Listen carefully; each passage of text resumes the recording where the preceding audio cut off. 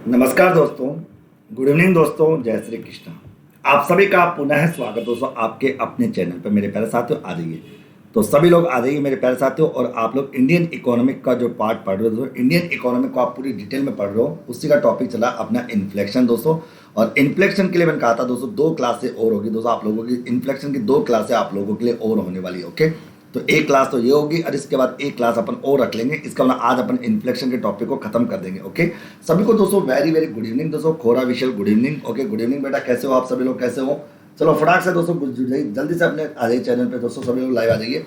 सीमा कुमारी good evening. मेरे प्यारे साथियों आ जाइए। देखिए, सबसे पहले तो दोस्तों इन्फ्लेक्शन टॉपिक के एक तो आप लोगों के एएसओ वाले विद्यार्थियों के लिए भी इंपॉर्टेंट है, आरएस वाले विद्यार्थियों के लिए इंपॉर्टेंट है, एसआई के विद्यार्थियों के लिए, कॉमर्स वाले, मतलब एवरीथिंग सबके लिए दोस्तों ये बड़ा ही इंपॉर्टेंट टॉपिक है जो आप लोगों के सामने मित्रों के आगे। ओके, सभी को सुनाई दे रहा है दोस्तों अच्छे से? सभी को very very good evening. Usha good evening दोस्तों। ओके, सुमन सभी को वेरी वेरी गुड इवनिंग। अब देखिए, अब तक की कक्षा में मैं आपको इन्फ्लेक्शन का अर्थ बता चुका था, इन्फ्लेक्शन के कारण बता चुका था, इन्फ्लेक्शन के टाइप्स बता चुका था, इन्फ्लेक्शन का मेजरमेंट बता चुका था और इन्फ्लेक्शन के बारे में उसके इफेक्ट बता चुका था कि क्या क्या इफेक्ट है। क्योंकि दोस्तों जब आप अपने सिलेबस को देखते हो ना, तो उस सिलेबस में सब लिखा हुआ है, मुद्रास्फीति बराबर बराबर करके आपका सारा एवरीथिंग सिलेबस आपको दे रखा है। तो आपको टेंशन लेने की किसी को आवश्यकता बिल्कुल भी नहीं। ओके, सभी को वेरी वेरी गुड इवनिंग मेरे प्यारे साथियों। आ जाइए, अपनी कॉपी और पेन लेके बैठ जाइए और एक ऑफलाइन जैसा माहौल आप क्रिएट कीजिए। अब अपन बात करेंगे दोस्तों, आज का जो टॉपिक है वो बड़ा प्यारा टॉपिक है। वो है मित्रों आप लोगों का है कि मुद्रास्फीति, जिसको आप इंग्लिश में क्या बोलते हैं, इन्फ्लेक्शन बोलते हो। आजकल रोशनी नहीं आती क्या?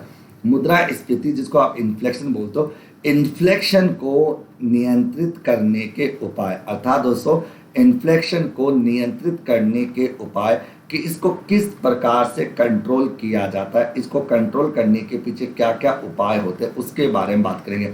तो मित्रों मैंने क्या कहा, इन्फ्लेक्शन की बात आ रही है कि मुद्रास्फीति को किस प्रकार से नियंत्रित किया जा सकता है, इसको कंट्रोल करने के पीछे क्या क्या उपाय हो सकते हैं, इन सब के बारे में हम बात करने वाले दोस्तों।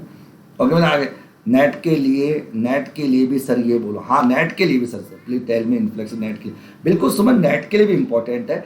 कॉमर्स का पार्ट है तो नेट में भी इंपॉर्टेंट रहता है, इसका नेट में भी रोल रहता है। ओके, आगे कुछ चीज़ें होती हैं, दिखती नहीं लेकिन होती है एग्जाम में। ओके, अब देखो इन्फ्लेक्शन को कंट्रोल करने के उपाय की बात करते हैं। अब मैं वैसे तो इसकी थ्योरी लिख देता हूँ तो आपको अच्छे से सारी, क्योंकि नोट्स आपको पूरे बनाने हैं दोस्तों। ओके, तो आपको बहुत सारी चीज़ें आपको अच्छे से समझ में आ जाएगी। आपको टेंशन लेने की किसी को कोई भी आवश्यकता दोस्तों यहाँ पर नहीं रहेगी, ये आप जानते हो। और इस चीज़ को समझने की कोशिश आप लोग करोगे। देखो, अब देखिए मित्रों, इस इन्फ्लेक्शन की बात अपन करें तो मित्रों मैंने क्या कहा कि मुद्रास्फीति,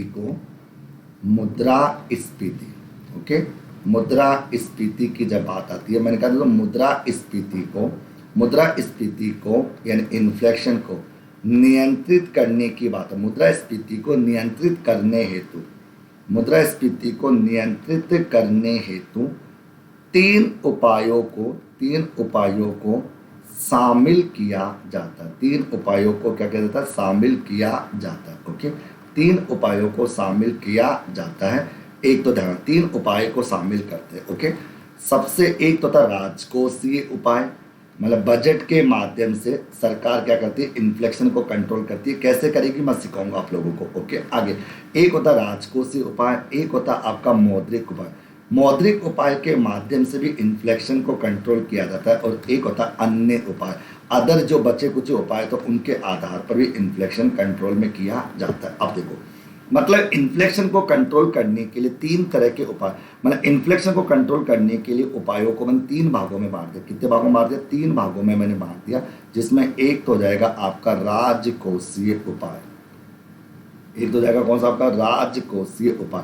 तो इन्फ्लेक्शन को कंट्रोल करने का एक तो जाएगा आपका कौन सा, राजकोषीय उपाय। तो कौन सा जाएगा, राजकोषीय उपाय आपका ये आ जाएगा। एक तो ये ध्यान रखना। ओके, सबसे पहली बात तो अब बात करते हैं कि राजकोषीय उपाय क्या होता है। आराम से लिखना, मैं लिखता जाता हूँ और बोलता जाता हूँ, क्योंकि इसमें ऐसा समझाने वाली कोई बात ही नहीं दोस्तों, अच्छे से आपको समझ में आ जाएगा तो कोई दिक्कत नहीं। और मेरे को नोट्स, अपने नोट्स खुद बनाइए दोस्तों, इकोनॉमिक्स के सब नोट्स खुद बनाओगे तो सारी। अच्छा, ये यूनिट नंबर 1 का ही पार्ट है नेट 11 विद्यार्थियों के लिए। अब देखो, मैंने क्या कहा कि सरकार द्वारा, मैंने कहा दोस्तों सरकार द्वारा प्रतिवर्ष एक राजकोषीय नीति, सरकार द्वारा प्रति वर्ष एक राजकोषीय नीति, एक फिस्कल पॉलिसी, राजकोषीय नीति बजट के रूप में, किस रूप में दोस्तों? बजट के रूप में सरकार द्वारा प्रति वर्ष एक राजकोषीय नीति बजट के रूप में तैयार की जाती है, तैयार की जाती है। अर्थात बजट के रूप में एक राजकोषीय नीति तैयार की जाती है। सरकार क्या करती है? हर साल एक राजकोषीय नीति, फिस्कल पॉलिसी बजट के रूप में तैयार करती है, जिसके अंतर्गत, यानी इस राजकोषीय नीति के अंतर्गत, आप जानते हो जिसके अंतर्गत, अर्थात इस राजकोषीय नीति का अंग, ओके सर, ओके, तो जिसके अंतर्गत तीन बातों को सम्मिलित किया जाता है, जिसके अंतर्गत तीन बातों को सम्मिलित किया जाता है। अर्थात इसके अंदर तीन बातों को क्या किया जाता है? सम्मिलित किया जाता है, तीन बातों को इसमें कंसीडर किया जाता है। तो सरकार के द्वारा प्रति वर्ष एक राजकोषीय जो नीति है, अर्थात सरकार क्या करती है? हर साल एक राजकोषीय नीति के माध्यम से राजकोषीय बजट के रूप में तैयार की जाती है। अर्थात एक राजकोषीय नीति जो है वो बजट के रूप में तैयार की जाती है, जिसमें तीन बातों को शामिल किया जाता है। वो तीन बातें कौन सी है? वैसे आप सब जानते हो। एक होती है आपकी सार्वजनिक आय। सरकार राजकोषीय नीति में किन किन चीज़ों को शामिल करती है? एक होती है सार्वजनिक आय दोस्तों, एक होता है आपका सार्वजनिक व्यय। तो एक हो जाएगी आपकी सार्वजनिक आय, एक हो जाएगा आपका सार्वजनिक व्यय हो जाएगा, और एक हो जाएगा आपका सार्वजनिक ऋण, एक हो जाएगा आपका सार्वजनिक ऋण। ओके, ये बात आपको ध्यान में रखने की आवश्यकता है। तो मित्रों, मैंने क्या कहा? मैंने कहा कि सरकार क्या करती है? हर साल एक राजकोषीय नीति बजट के रूप में तैयार करती है, और राजकोषीय नीति के अंतर्गत कितनी बातों को कंसीडर किया? तीन बातों को कंसीडर किया जाता है, तीन बातों को वहां पर शामिल किया जाता है, जिसके अंदर एक होती है सार्वजनिक आय, एक होता है सार्वजनिक व्यय, और एक होता है आपका सार्वजनिक ऋण। इस प्रकार से तीन बातों को वहां पर कंसीडर किया जाता है। ये बात आपको ध्यान में रखने की आवश्यकता है मित्रों। ओके, इस बात को आप लोग अच्छे से समझना। ओके, तो मैंने लिखा है मित्रों कि सरकार क्या करती है? हर साल एक फिस्कल पॉलिसी बजट के रूप में तैयार करती है। ये प्रश्न एग्जाम में पूछा गया था, तो ये प्रश्न आप लोगों से एग्जाम और बता गए। तो मित्रों, मैंने क्या कहा? यहां तक एक बात आपको समझ में आ जाएगी, और इस चीज को समझने की आप लोग अच्छे से कोशिश भी आप लोग यहां पर करना दोस्तों के आगे।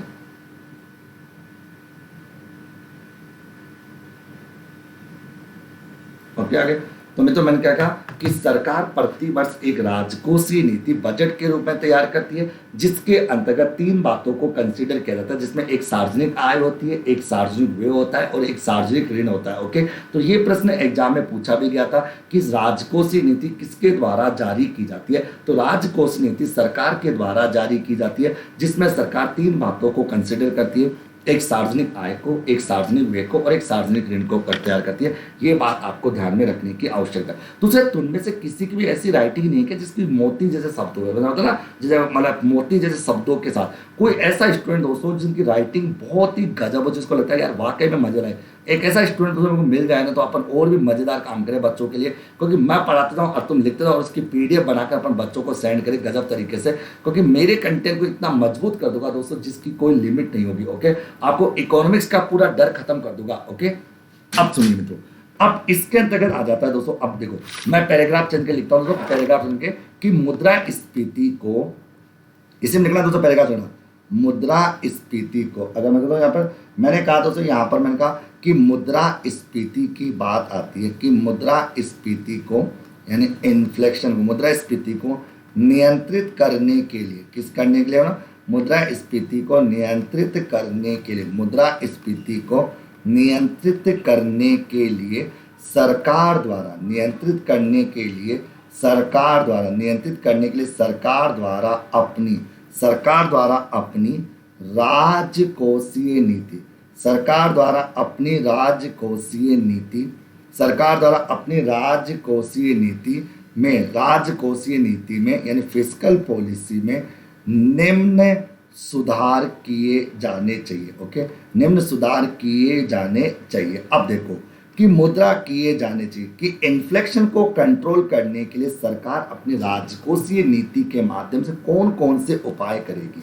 अब सुनिए, अब आपको मैं सारे उपाय लिखाता हूँ कि फिस्कल पॉलिसी के माध्यम से मुद्रा की सप्लाई ऑफ मनी को कैसे कंट्रोल किया जाता है, ये आपको देखना है। तो देखिए, सबसे पहला पॉइंट नंबर 1 सरकार को क्या करना चाहिए। अच्छा, इन्फ्लेक्शन के जो कारण थे जिनकी वजह से इन्फ्लेक्शन हो रहा था उनका जस्ट अपोजिट यहां पर बोलना, जिनका जस्ट अपोजिट आपको यहां पर बोलना कि जो अपने इन्फ्लेक्शन के कारण देखे थे उनके जस्ट अपोजिट बात करते।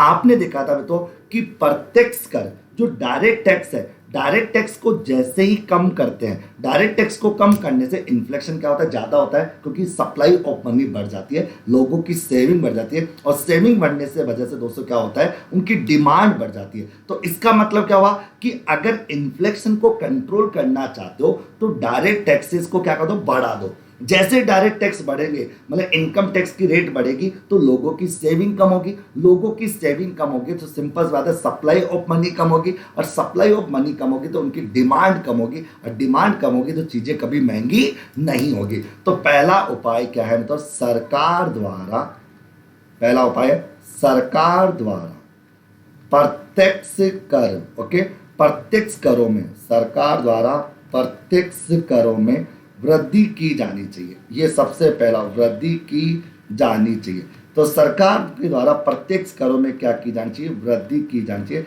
सरकार को प्रत्यक्ष करों में वृद्धि करने की बात आती है, अतः सरकार को प्रत्यक्ष करों में क्या करनी चाहिए, वृद्धि करनी चाहिए। जैसे ही सरकार अपने डायरेक्ट टैक्सेस को कम करेगी तो लोगों की सेविंग कम होगी, और लोगों की सेविंग कम होगी तो उनकी डिमांड भी ऑटोमेटिकली हो जाएगी, कम हो जाएगी। तो सरकार को क्या करना चाहिए, अपने प्रत्यक्ष करों के अंतर्गत यानी डायरेक्ट टैक्सेस के अंतर्गत क्या वृद्धि करनी चाहिए। दोस्तों ये बात भी दोस्तों आप लोगों के माइंड में सेट हो जानी चाहिए। मित्रों आगे अब चलते दूसरा, फिर आता है दोस्तों, अगर मैं बात करूं इनडायरेक्ट टैक्सेस में तो अपन कह सकते हैं कि सरकार के द्वारा इनडायरेक्ट टैक्सेस की बात करें तो सरकार द्वारा अप्रत्यक्ष कर, यहां पर अप्रत्यक्ष कर का मतलब क्या, आपका जीएसटी।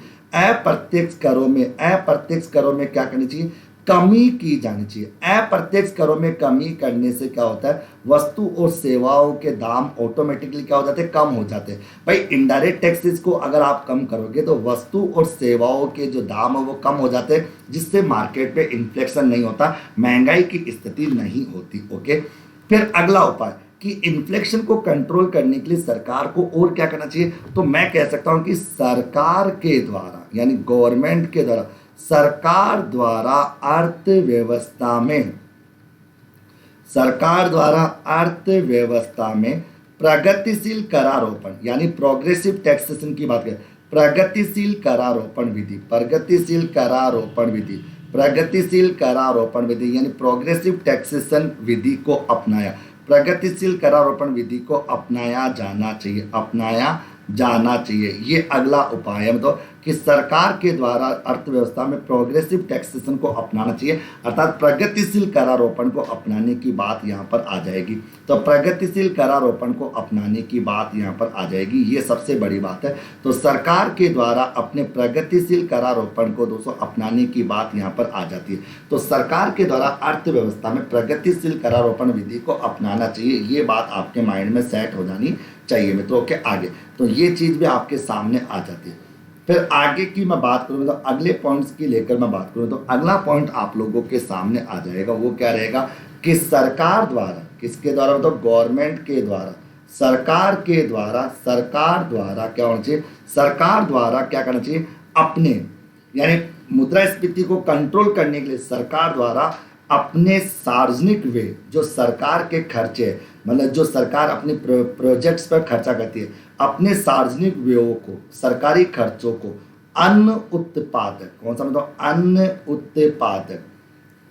उत्पादक कार्यों के स्थान पर यानी बिना मतलब के कार्यों के स्थान पर, अन्न उत्पादक कार्यों के स्थान पर उत्पादक कार्यों यानी उत्पादक कार्यों पर खर्च करना चाहिए। यानी बिना मतलब का पैसा खर्च नहीं करना चाहिए, बल्कि अच्छे कार्यों के लिए पैसा खर्च करना चाहिए, जिससे प्रोडक्शन हो, जिससे कोई फायदा मिले। बिना मतलब सरकार पैसा खर्च करे रहे, अगर बिना मतलब के प्रोजेक्ट पर अगर सरकार पैसा करेगी तो मार्केट में इन्फ्लेक्शन होगा। तो अगर सरकार इन्फ्लेक्शन को कंट्रोल करना चाहती है तो सरकारी खर्चे करे, लेकिन सरकारी खर्चे अच्छे कार्य के लिए खर्च करें, यानी अनुत्पादक कार्यों के स्थान पर उत्पादक कार्यों पर खर्च किया जाना चाहिए। ये सबसे बड़ी बात यहाँ पर आ जाती है। यानी सरकार को क्या करना चाहिए, अपने सार्वजनिक खर्चों की बात आती है, सरकार को अपने सार्वजनिक खर्चों को, यानी सरकार के जितने भी सार्वजनिक खर्चे हैं उनको अनुत्पादक कार्यों के स्थान पर उनको उत्पादक कार्यों पर खर्च किया जाना चाहिए। अतः प्रोडक्टिव कार्यों के लिए पैसा खर्च वहां पर किया जाना चाहिए। ये अगला पॉइंट आप लोगों के माइंड में सेट हो जाना चाहिए मित्रों। ओके, ये चीज भी ओके। फिर मैं आपके सामने लाऊं मेरे पैसा, अगले पॉइंट्स की बात करूं, अगला बिंदु आप लोगों के सामने आता है, वो कौन सा रहेगा उसको सुनिए। यहां पर मैं लिखूं कि सरकार के द्वारा, किसके द्वारा, मतलब सरकार द्वारा, किसके द्वारा, सरकार द्वारा अपनी सार्वजनिक ऋण योजनाओं की बात करें। सरकार की जितनी भी सार्वजनिक ऋण योजनाएं हैं जो बिना मतलब सरकार पैसा लुटा रही है, तो सरकार द्वारा अपनी, दोस्तों अगर मतलब सरकार द्वारा, ओके, सरकार के द्वारा अपनी सार्वजनिक ऋण योजनाओं का विस्तार, कि सरकार ने जो बिना मतलब की ऋण योजना, मुद्रा बैंक ऋण योजना है या और कई प्रकार की ऋण, और आगे ओके मैं तो आगे बिल्कुल प्रवक्ता आगे, तो अभी तो मैंने कहा सर क्या लिखा, प्रवक्ता इकोनॉमिक उत्तराखंड के लिए।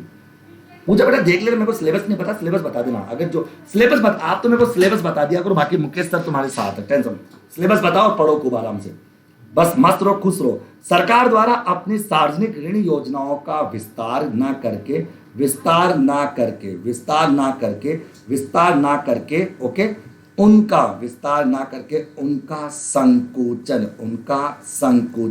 ओके, उनका संकुचन किया जाना चाहिए। कि कहने का मतलब दोस्तों यह है कि सरकार को बिना मतलब लोन नहीं दिया जाना चाहिए, बल्कि किसी कार्य के लिए लोन दिया जाना चाहिए तथा संकुचन किया जाना चाहिए, तथा उन पर ब्याज की दरों की बात करें, तथा उन पर ब्याज की दरों को बढ़ा देना चाहिए। ये बात भी आपके माइंड में सेट हो जाती है। तो ये होते हैं दोस्तों राजकोषीय उपाय। अब सुनिए, मैं इस बात को पूरा वापस से बोल देता हूं और वापस से समझा देता हूं। देखो, मुद्रास्फीति को कंट्रोल करना है, मतलब कंट्रोल करना है, खत्म नहीं करना। देखो, कंट्रोल करना और खत्म करना दोनों में फर्क होता है।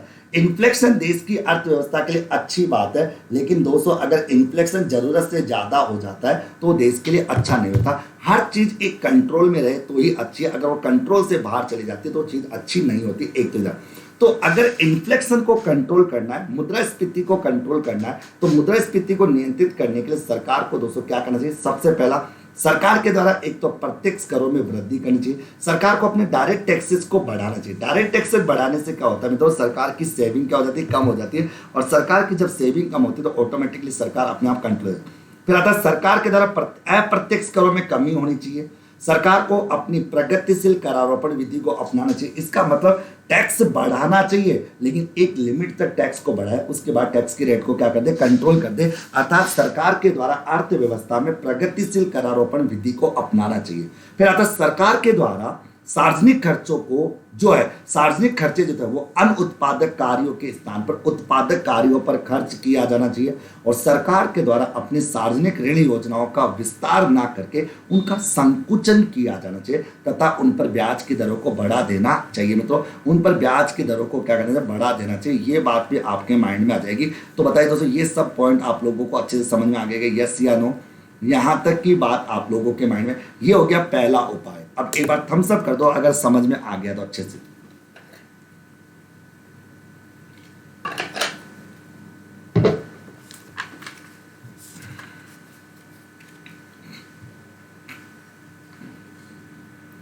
ओके,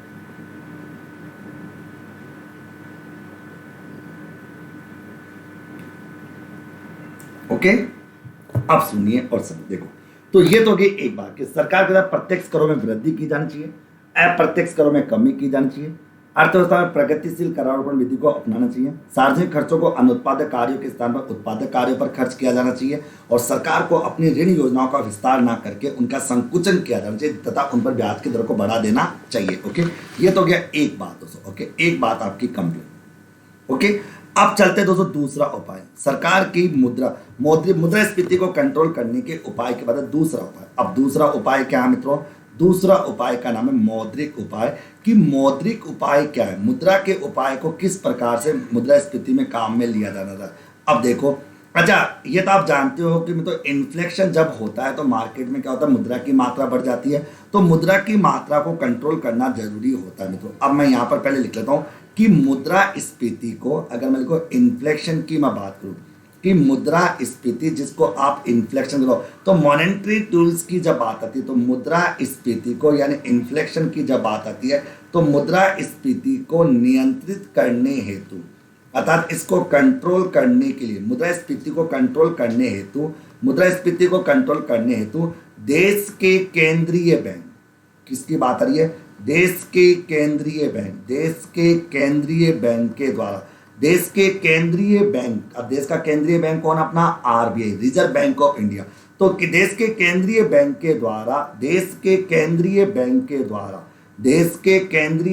के द्वारा मौद्रिक नीति, देश के मौद्रिक नीति की घोषणा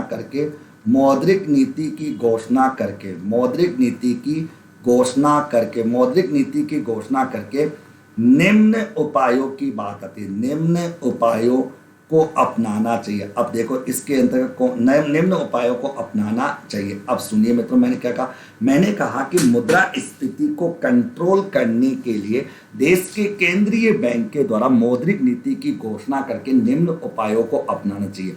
अब बात करते हैं कि मुद्रा की मात्रा को कंट्रोल करने के लिए मौद्रिक उपाय कौन कौन से, ये समझना बहुत ज़्यादा जरूरी है कि मौद्रिक उपायों के अंतर्गत कौन कौन से उपायों को शामिल किया जाता है। सबसे पहला उपाय है कि आरबीआई द्वारा, एक तो मित्रों कि आरबीआई द्वारा अपनी सभी नीतिगत दरों में एक तो वृद्धि की जानी चाहिए, अर्थात नीतिगत दरों को वृद्धि की जानी चाहिए मित्रों। ओके, तो आरबीआई द्वारा अपनी सभी नीतिगत दरों में वृद्धि की जानी चाहिए। एक तो बात ये आ जाएगी मित्रों कि रिजर्व बैंक ऑफ इंडिया के द्वारा अपनी सभी नीतिगत दरों में वृद्धि की जानी चाहिए। सबसे पहली बात है कि आरबीआई को अपनी सभी पॉलिसीज रेट्स को क्या करना, बढ़ाना, चाहे वो रेपो दर हो, चाहे रिवर्स रेपो, चाहे सीआरआर हो, चाहे एसएलआर, चाहे कोई भी हो। तो आरबीआई जैसे ही रेपो दर, रिवर्स रेपो दर, सीआरआर, एसएलआर इन रेटों को बढ़ाएगा तो सप्लाई ऑफ मनी क्या होगी, कम। और जैसे सप्लाई ऑफ मनी कम हो जाएगी तो कॉमन सेंस की बात है मेरे प्यारे साथियों, मुद्रा की मात्रा ऑटोमेटिकली क्या हो जाएगी, कम हो जाएगी। इसमें कोई भी दिमाग लगाने वाली बात नहीं है। तो आरबीआई के द्वारा अपनी सभी नीतिगत दरों में क्या की जानी चाहिए, वृद्धि की जानी चाहिए। ओके, ये उपाय। फिर दूसरे नंबर का उपाय क्या है कि आरबीआई के द्वारा अगर मुद्रा की मात्रा हो तो आरबीआई द्वारा खुले बाजार, मैंने कहा कि आरबीआई द्वारा खुले बाजार की क्रियाओं के माध्यम से, खुले बाजार की क्रियाओं के माध्यम से, ओके, खुले बाजार की क्रियाओं के माध्यम से, खुले बाजार की क्रियाओं के माध्यम से, खुले बाजार की क्रियाओं के माध्यम से सरकारी प्रतिभूतियां, जो गवर्नमेंट सिक्योरिटीज होती है, जिसको गिल्ट एज बाजार कहा जाता है, मैं पढ़ा चुका। तो खुले बाजार की क्रियाओं के माध्यम से सरकारी प्रतिभूतियों का क्या करना चाहिए, विक्रय किया जाना चाहिए। विक्रय करने से क्या होगा, आरबीआई क्या करेगा, जनता को सरकारी प्रतिभूतियां बेच देगा और जनता का पैसा अपने पास ले लेगा, जिससे मार्केट में सप्लाई ऑफ मनी क्या हो जाएगी, कम हो जाएगी। तो आरबीआई क्या करेगा, अपनी मॉनेटरी पॉलिसीज के माध्यम से, अपनी मौद्रिक नीति के माध्यम से, खुले बाजार की क्रियाओं के माध्यम से, अर्थात ओपन मार्केट एक्टिविटीज के माध्यम से क्या करेगा, ओपन एक्टिविटीज मार्केट, वो क्या करेगा, सरकारी प्रतिभूतियों को, गवर्नमेंट की प्रतिभूतियों का क्या करेगा, विक्रय करेगा। सरकारी प्रतिभूतियों को बेचने का कार्य आरबीआई के द्वारा किया जाएगा। जिससे अब देखो, आप कॉमन सेंस की बात है, जैसे ही सरकारी प्रतिभूतियां मार्केट में बेची जाएगी, मार्केट में क्या हो जाएगा, पैसा ऑटोमेटिकली कम हो जाएगा। मार्केट में पैसे का क्या हो जाएगा, मतलब एक डिफ्लेक्शन की स्थिति आ जाएगी, मार्केट में मुद्रास्फीति कंट्रोल होना शुरू हो जाएगी। और फिर एक उपाय और होता है दोस्तों जो आरबीआई अपनाता है। तो मैंने क्या किया, आरबीआई द्वारा, ओके मैं तो आगे, आरबीआई के द्वारा क्या करना चाहिए, आरबीआई द्वारा प्राथमिक क्षेत्रों को, और यहाँ पर प्राइमरी सेक्टर्स की जब बात आती है तो प्राथमिक क्षेत्रों का मतलब क्या, कृषि।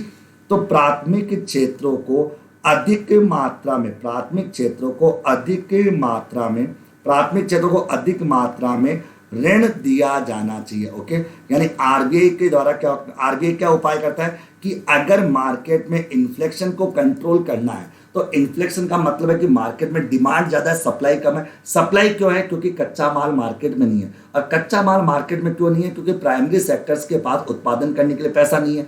अब प्राइमरी सेक्टर के पास उत्पादन करने के लिए जब पैसा ही नहीं होगा तो उत्पादन कहां से होगा, क्योंकि रॉ मटेरियल कहां से मिलेगा। अब जब रॉ मटेरियल नहीं मिलेगा तो प्रोडक्शन कम होगा, और प्रोडक्शन कम होगा तो मार्केट में डिमांड बढ़ेगी, डिमांड बढ़ेगी तो ऑब्वियस बात है सप्लाई कम होगी, सप्लाई कम होगी तो चीजों के दाम बढ़ेंगे। तो यहां पर यही बात है कि आरबीआई के द्वारा प्राथमिक क्षेत्रों को अधिक मात्रा में ऋण दिया जाना चाहिए, यानी प्राइमरी सेक्टर्स को ज्यादा मात्रा में पैसा दो और अदर सेक्टर्स को कम मात्रा में पैसा दिया जाना चाहिए। ये इसका मॉनेटरी उपाय माना जाता है, ये इसका मौद्रिक उपाय माना जाता है। तो मित्रों, मैंने यही समझाने का प्रयास किया कि मुद्रास्फीति को कंट्रोल करने के लिए देश के केंद्रीय बैंक के द्वारा, यानी देश के केंद्रीय बैंक के द्वारा मौद्रिक नीति की घोषणा करके ये कुछ उपाय होते हैं, जिसमें रेपो दर, रिवर्स रेपो दर, सीआरआर, एसएलआर, ये वगैरह वगैरह जितने भी रेट होते हैं, इन रेटों को बढ़ाकर मुद्रा की मात्रा को कंट्रोल करने का कार्य किया जाता है। यानी आरबीआई के द्वारा अपनी सभी नीतिगत दरों में वृद्धि की जानी चाहिए, खुले बाजार की क्रियाओं के माध्यम से सरकारी प्रतिभूतियों का विक्रय किया जाना चाहिए, आरबीआई के द्वारा प्राथमिक क्षेत्रों को अधिक मात्रा में ऋण दिया जाना चाहिए। ये सारी बातें दोस्तों यहाँ पर आ जाती है। इन सब बातों को ध्यान में रखा जाना बहुत ज्यादा जरूरी है, जो मैं आपके सामने टीका टिप्पणी करके बता रहा हूँ। ओके, तो आरबीआई दोस्तों क्या करता है, अपनी मॉनेटरी पॉलिसी के माध्यम से इस प्रकार से मुद्रा को कंट्रोल करने का कार्य करता है। ये हो गया दूसरा उपाय। सबको समझ आ गया अच्छे से, सभी को दूसरा उपाय समझ आ गया अच्छे से।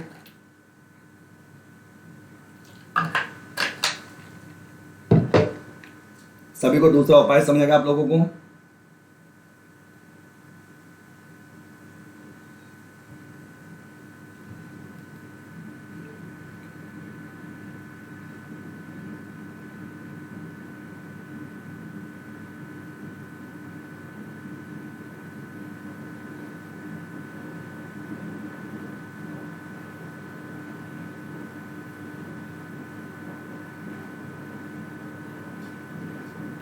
ओके, अब चलते हैं तीसरा उपाय। तीसरा उपाय है अन्य उपाय। तीसरे उपाय का नाम है अन्य उपाय,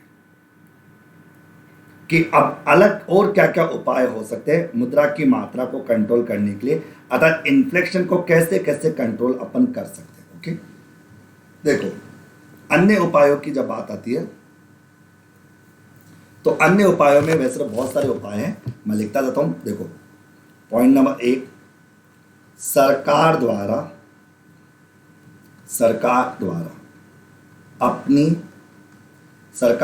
अपनी मजदूरी नीतियों के माध्यम से, मजदूरी नीतियों के माध्यम से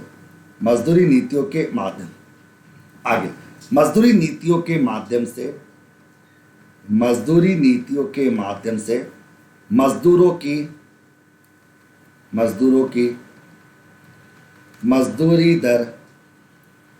मजदूरी दर निश्चित की जानी चाहिए।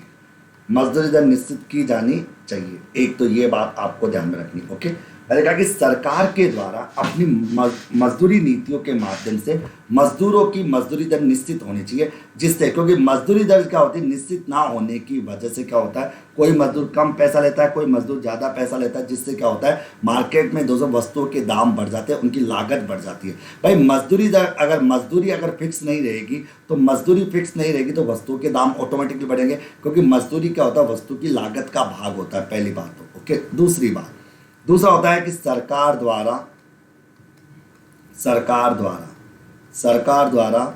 की जाने वाली, मैंने कहा कि सरकार द्वारा की जाने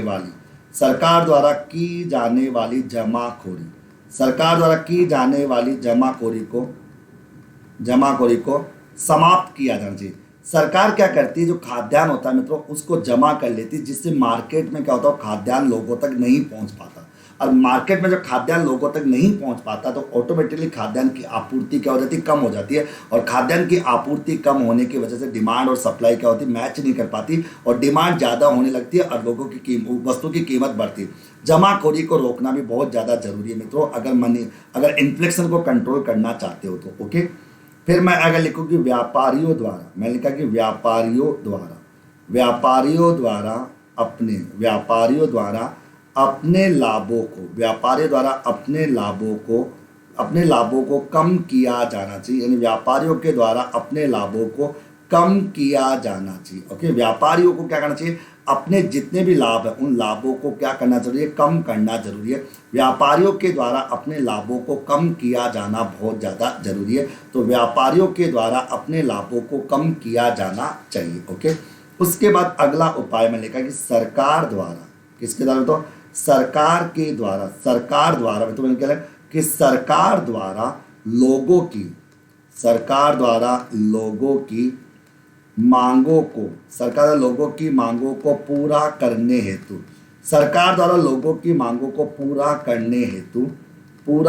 हेतु पूर्ति को बढ़ाने के लिए, सप्लाई को बढ़ाने के लिए विदेशों से आयात किया जाना चाहिए।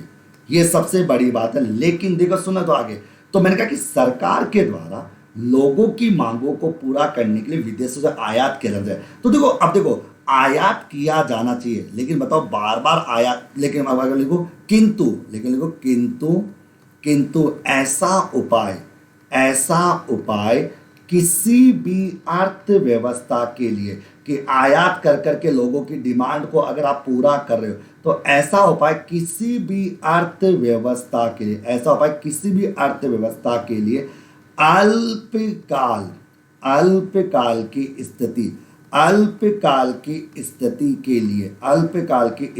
के लिए सही माना जाता है। यानी अल्पकाल के लिए तो इसे सही माना जाता है कि शॉर्ट टर्म पीरियड के लिए सही है, लेकिन दीर्घकाल के लिए नहीं, लेकिन दीर्घकाल के लिए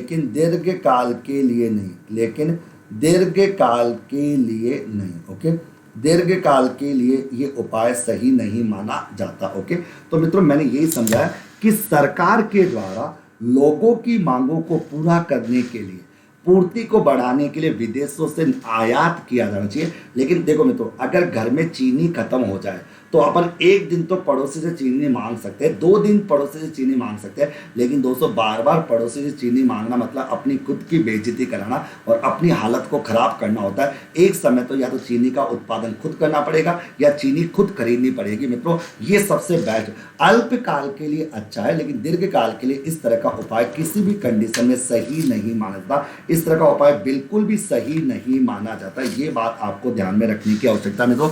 तो सरकार के द्वारा लोगों की मांगों को पूरा करने हेतु पूर्ति को बढ़ाने के लिए विदेशों से आयात किया जाना चाहिए, किंतु ऐसा उपाय किसी भी अर्थव्यवस्था के लिए अल्पकाल की स्थिति के लिए सही माना जाता है, लेकिन दीर्घकाल के लिए ये उपाय बिल्कुल सही नहीं माना जाता। तो यह है अन्य उपाय। तो मुद्रास्फीति को कंट्रोल करने के लिए अन्य उपाय में पहला, सरकार के द्वारा अपनी मजदूरी नीतियों के माध्यम से मजदूरों की मजदूरी दर निश्चित की जानी चाहिए।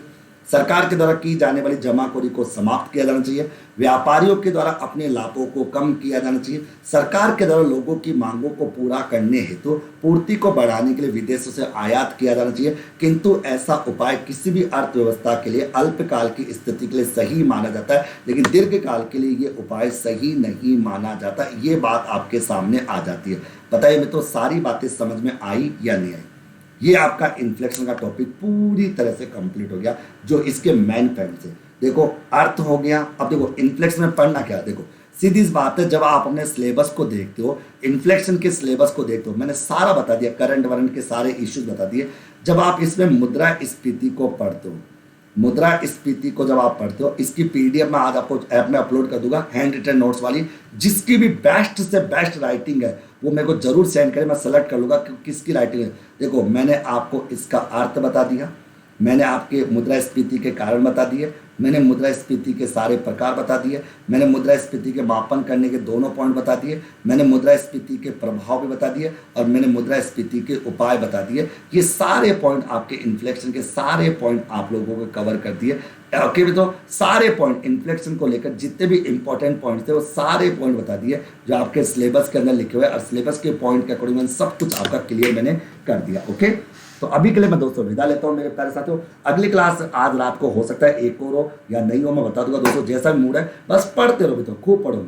ओके, फाइनली टॉपिक कंप्लीट हो गया। ओके, देखो मित्रों, मैं अपने टॉपिक्स की बात करूँ, मैं हर एक चीज़ को बहुत गहराई से पढ़ाता हूँ। पढ़ो तो ऐसा पढ़ो कि दोबारा पढ़ने की जरूरत अपने को बिल्कुल ना पड़े, ऐसा पढ़ो कि दोबारा पढ़ने की जरूरत अपने को ना हो मित्रों। ओके, यही अपना टारगेट है। तो अर्थ हो गया, कारण हो गया मित्रों। ओके, इसके बाद दोस्तों अपने प्रकार हो गए, मापन हो गया, प्रभाव हो गया, उपाय हो गया। ये सारे के सारे उपाय मैंने आपके सामने कंप्लीट करके यहाँ पर रख दिए। Okay, clear?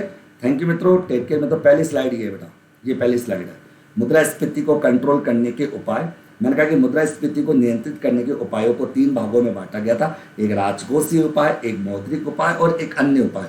राजकोषीय उपाय के अंदर मैंने सारी बातें बता दी आप लोगों को कि राजकोषीय उपाय के अंदर क्या क्या चीज़ होती है, वो सारी चीज़ें मैं आपको कवर करा चुका और बहुत अच्छे से इनको समझा चुका।